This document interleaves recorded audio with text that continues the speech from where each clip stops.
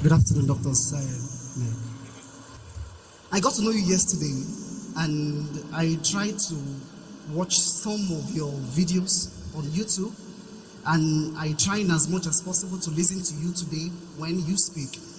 So I respect your faith and being a veteran in the faith. So, sir, I'm not here to compete with you as a veteran, and I'm not here to argue, because I know this issue that we are actually talking about has led.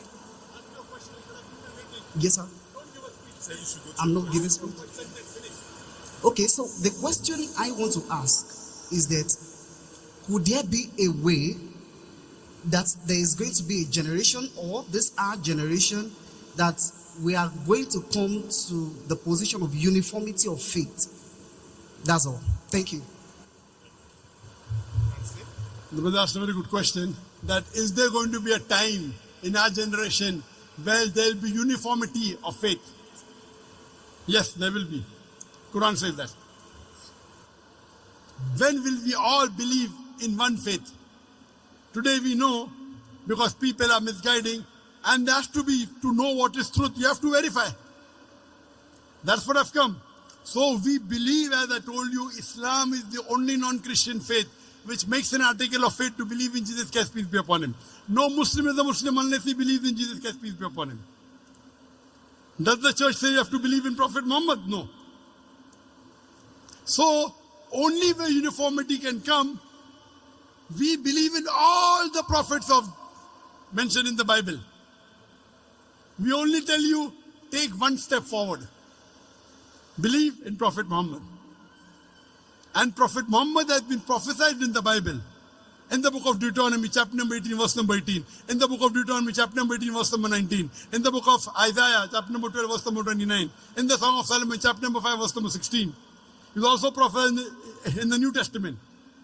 He's prophesied in the Gospel of John, chapter number 14, verse number 16. In the Gospel of John, chapter number 15, verse number 16. In Gospel of John, chapter number 16, verse number 11. In the Gospel of John, chapter number 16, verse number 7. In the Gospel of John, chapter number 16, verse number 11 to 14.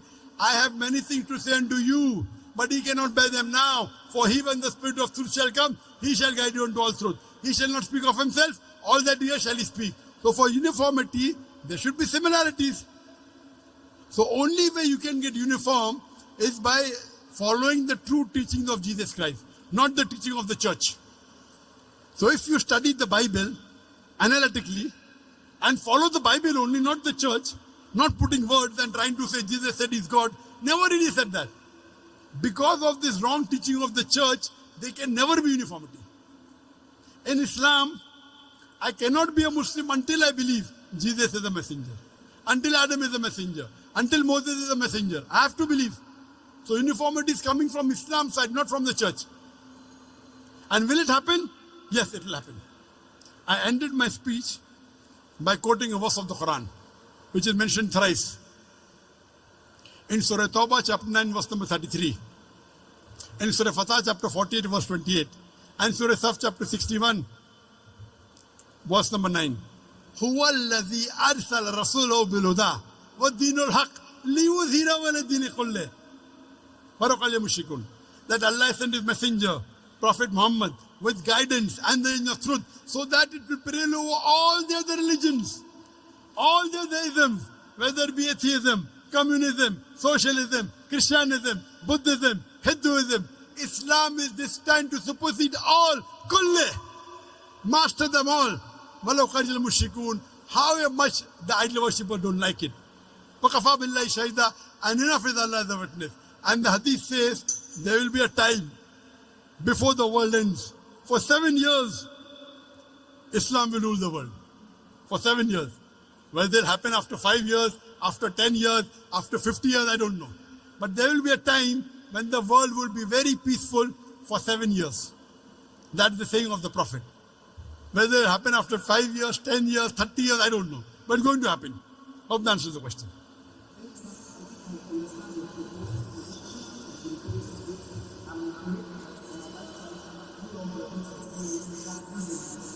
Fine. Brother, do you believe that God is one? Do you believe God is one? Do you believe Jesus is God or is the messenger of God?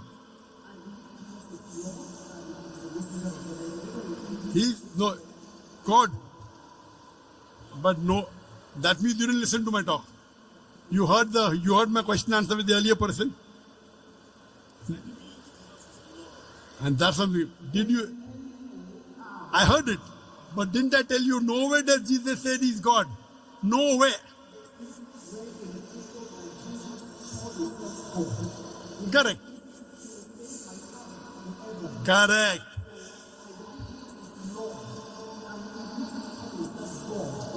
There are two Lord. One can be Lord or human being, no problem. But Lord as God, no. You know, we call, like how you go in UK. UK to title you give Lord so and so. So that's Lord, no problem. You go to the court and you call the judge me Lord.